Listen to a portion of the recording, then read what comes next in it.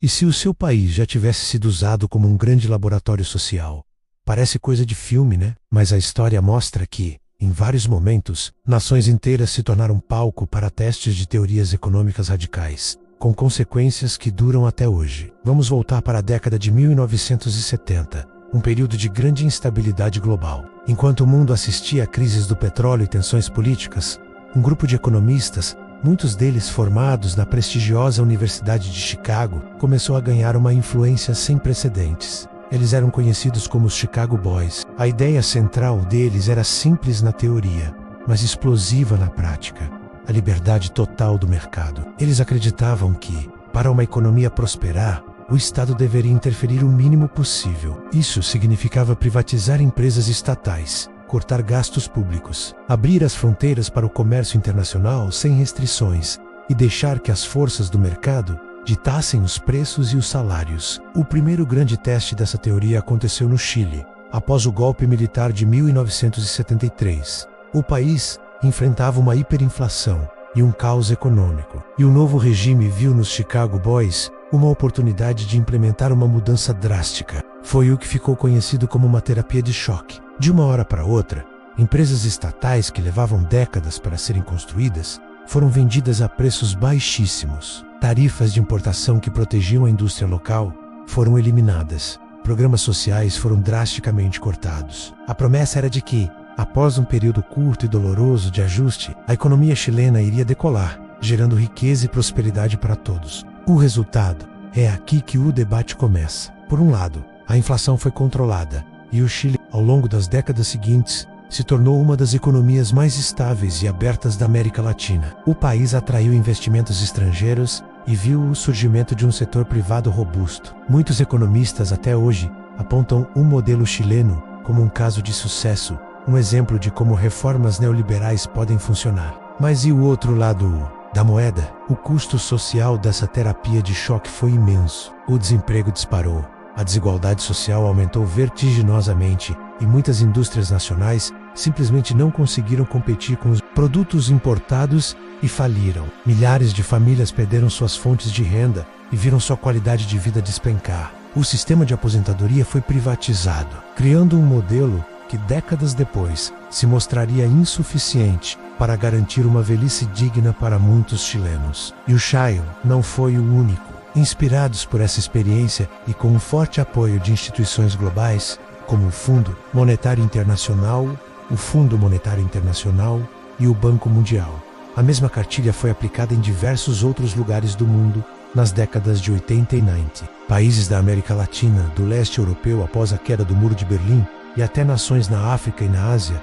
passaram por processos semelhantes. Em cada lugar, a história se repetia com suas próprias particularidades. A Rússia, por exemplo, após o fim da União Soviética, passou por um processo de privatização tão rápido e caótico que deu origem a uma nova classe de bilionários. Os oligarcas que compraram os ativos mais valiosos do país por uma fração de seu valor real, enquanto a maioria da população mergulhava na pobreza. Na Argentina, as políticas de abertura e privatização nos anos 90 levaram a uma breve euforia, seguida pela maior crise econômica da história do país em 2001, com desemprego em massa e instabilidade social profunda. O Fundo Monetário Internacional e o Banco Mundial argumentavam que essas medidas, embora duras, eram necessárias. Eles diziam que os países estavam vivendo acima de suas possibilidades e que esses ajustes eram a única forma de colocar a casa em ordem e garantir um crescimento sustentável no futuro. Em troca de empréstimos para evitar o colapso total,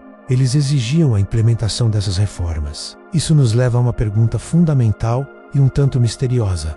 Essas crises, que serviram de justificativa para as terapias de choque, foram eventos inevitáveis? Ou será que, de certa forma, elas foram previstas ou até mesmo aproveitadas por quem defendia essas teorias? É difícil provar intenções, mas é fato que os momentos de grande crise econômica criam uma janela de oportunidade única para implementar mudanças que, em tempos normais, seriam politicamente impossíveis de aprovar. Pense bem, quando as pessoas estão desesperadas com medo do futuro, elas se tornam mais dispostas a aceitar soluções radicais, mesmo que dolorosas. É o que a autora Naomi Klein chamou de a doutrina do choque. O uso de crises em larga escala como desastres naturais, guerras ou colapsos econômicos, para impor políticas que beneficiam uma pequena elite. E quem realmente se beneficiou com tudo isso? Sem dúvida, investidores internacionais e grandes corporações tiveram acesso a novos mercados e a ativos baratos. Uma nova elite econômica local surgiu em muitos desses países, mas e a população em geral? A promessa de que a riqueza gerada no topo iria eventualmente gotejar para a base da pirâmide muitas vezes não se concretizou. O que vimos em muitos casos foi o aprofundamento da desigualdade, a precarização do trabalho e o enfraquecimento dos serviços públicos essenciais, como saúde e educação. Isso não quer dizer que todas as privatizações são ruins ou que o livre mercado não tenha seus méritos. A questão é a velocidade, a escala e a forma como essas reformas foram implementadas. Uma coisa é abrir a economia de forma gradual, planejada, protegendo os setores mais vulneráveis. Outra, completamente diferente, é aplicar uma terapia de choque que destrói o tecido social e produtivo de um país da noite para o dia, tratando seus cidadãos como cobaias em um grande experimento. A história desses experimentos econômicos nos deixa com uma reflexão poderosa. Quando uma economia entra em colapso, quando milhões de pessoas perdem seus empregos e a desigualdade dispara,